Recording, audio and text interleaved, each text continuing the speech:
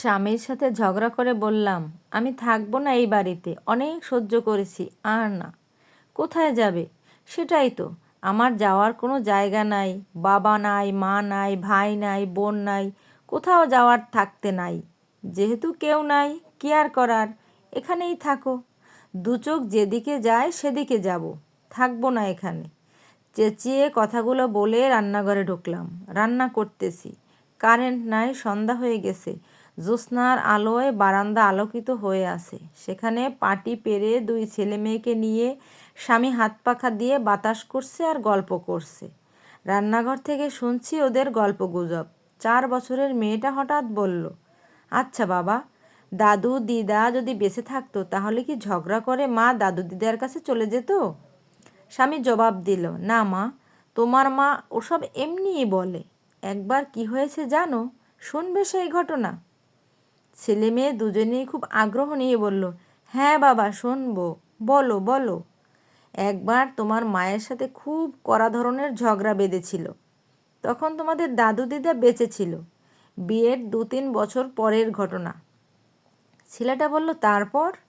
তারপর আবার কি? তোমার মা ঝগড়ায় না পেরে কেঁদে কেটে একাকার। বলল বাপের বাড়ি যাবে। আমারও তখন রাগ ছিল। বললাম, সবসময় তো বাবার বাড়ি যাব বাবার বাড়ি যাব বলো, যাও না কেন? কে আটকায় রাখছে? তোমার মা বলল, তুমি আটকায় রাখবে কেন? আমি বললাম, অবশ্যই রাখবো না। ব্যাস। তারপর তোমার মা চলে গেল বাবার বাড়ি। আমাকেই গাড়ি করে রেখে আসতে হলো। রাতে তোমাদের দিদা কল দিয়ে কি বলে জানো?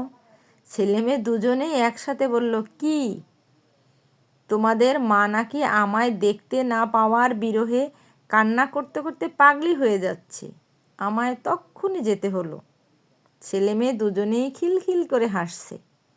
রান্নাঘর থেকে ঝড়ের বেগে ওদের বললাম, সন্ধ্যা হয়েছে, তোমাদের পড়াশোনা নাই? মেরে গাল লাল করে দিব। শয়তান বাপের সাওয়াল পাওয়াল, যা পড়তে বস। দুজনে ঘরে চলে গেল। কারেন্টও আসলো তৎক্ষণাৎ।